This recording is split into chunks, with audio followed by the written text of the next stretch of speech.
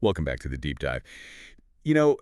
Sometimes you just come across a story and you're like, wait a minute, what's going on here? And that's kind of the situation we're looking at today, this whole intersection of labor unions and politics and this cabinet pick that seems to have kind of surprised everybody. Yeah, it's really interesting how this is playing out, right? I mean, you've got some real friction within the Republican Party itself, maybe even a shift in how they view labor. Okay, so let's break this down a little bit for everyone listening, right? Mm. So the president-elect obviously gets to choose who's going to head up all the different departments, the cabinet, and those are powerful positions. Now, for labor secretary, the president-elect has picked Congresswoman Lori Chavez Dreamer. And that's where things get well, a little interesting, shall we say, because she's known as being pretty strongly pro-union. And that has some folks, especially some Republicans, a little concerned. Absolutely. I mean, a cabinet pick like this is a pretty clear signal, right? It tells you what the incoming administration is focused on. And traditionally, the Republican Party, it's not like they've been known for being super tight with labor unions. So Travis Dreamer being chosen, yeah, it's definitely shaken things up. It really has. So to get a better grasp on what's actually happening, we're going to hear directly from someone who's right there in the middle of it all. Sean O'Brien. He's the general president of the Teamsters Union. I think a lot of people are familiar with the Teamsters, right? They represent tons of workers, truck drivers, warehouse workers. They're a huge part of the whole labor movement. And O'Brien himself is an interesting guy to hear from because even though the Teamsters officially, they didn't endorse either candidate in the election, he has come out in support of Chavez Dreamer being picked for labor secretary. And here's where it gets even more, puzzling, I guess. During the whole election cycle, O'Brien and the Teamsters, they were in a pretty unique position. They actually spoke at the Republican National Convention, talked about the economic stuff that's hitting American workers. Which is a big deal, right? Especially since they weren't given a platform at the Democratic National Convention. So you have to wonder, why would they go to the RNC? Was it like a strategic move? Were they trying to influence the Republicans when it came to labor issues? It definitely adds another layer to this whole thing. It's a head scratcher, that's for sure.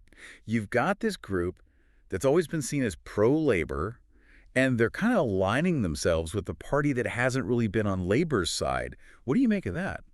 Well, it really raises some big questions. Are we seeing a real change in how the Republican Party thinks about labor, or is this just like a temporary thing? And what's it all going to mean for how labor relations work in this country moving forward? I mean, these are really important questions. So you might think with the Republicans maybe changing their tune a little bit on labor, things would be looking up for unions. But not so fast. O'Brien and the Teamsters are actually in a pretty big fight right now with Costco, the big retailer. O'Brien even called them a white-collar crime syndicate, which is, it's a pretty serious accusation. Yeah, no kidding. It really shows you how complicated this whole situation is.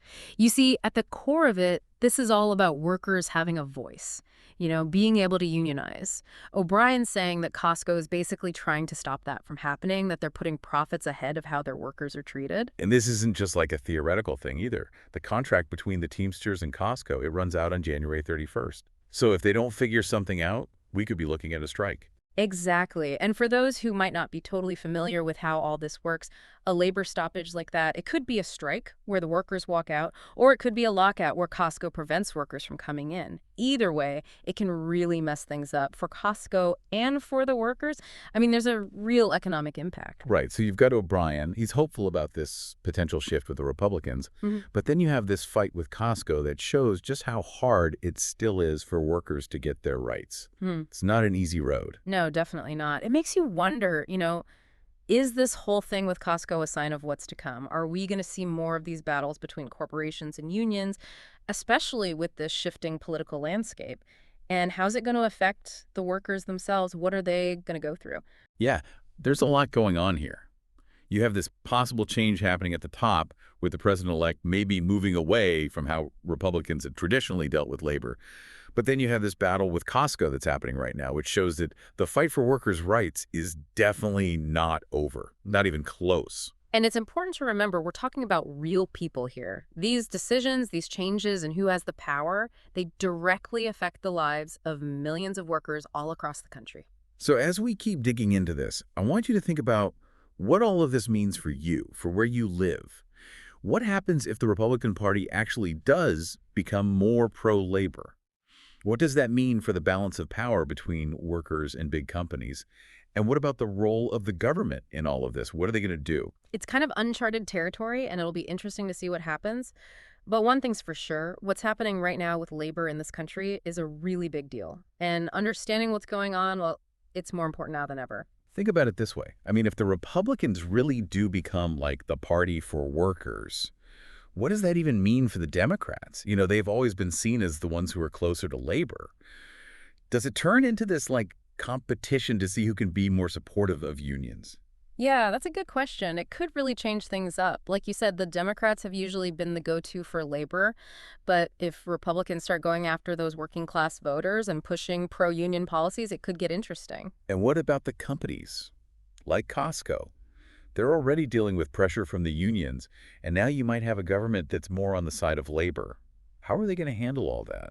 Well, they're going to have to figure out how to keep making money, their profits, but also deal with workers who have more power. It might mean paying better wages and benefits, maybe being more open to actually negotiating with the unions. And they're going to have to really make sure they're treating their workers right. Working conditions, all that. This whole thing, it could really change who has the power when it comes to labor in this country. It's a story that's just getting started, and who knows what's going to happen. But it shows you something really important. This isn't just about politics or the economy. This is about people, real people.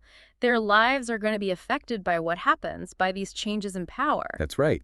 So as you go about your day, as you listen to the news, think about all this. Keep these questions in mind. Listen to what different people are saying and just keep thinking critically about what it all means. Because what's happening with labor in America right now, it's history in the making. Hmm. And understanding that, well, it matters. And who knows, maybe you'll even be a part of shaping what happens next. That's it for this deep dive. Hope you found it interesting, something to think about. Until next time, keep learning, keep exploring, and keep diving deep.